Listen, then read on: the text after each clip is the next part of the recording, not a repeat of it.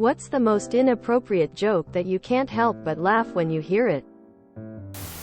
My girlfriend broke up with me, so I kept her wheelchair. Guess who came crawling back?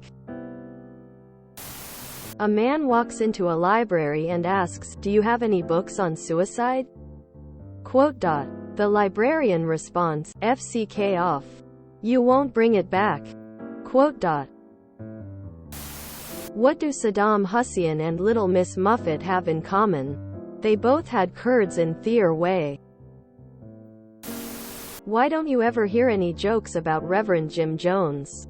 The punchline is too long. The good thing about pedophiles is that they always drive slow in school zones. The Lone Ranger and Tonto are traveling through the plains when Tonto stops, puts a finger to his lips, and then puts an ear to the ground. Tonto says, "Buffalo come." The ranger asks, "How do you know?" Tonto looks up and replies, "Ear sticky." Ever heard of a reverse exorcism? It's when the devil tells the priest to get out of the child. What's the difference between Hitler and Lance Armstrong? Lance Armstrong can finish a race. What do Princess Diana and Pink Floyd have in common? Their last big hit was The Wall. What's the hardest part of the vegetable to eat? The wheelchair. My uncle who died of ALS told me this one before he became bedridden. Why don't blind people go skydiving? It scares the dog. What's the difference between a small child and a bag of cocaine? Eric Clapton would never let a bag of cocaine fall out of a window. Two deer walk out of a gay bar. One turns to the other and says, "Man, I can't believe I blew $20 in there."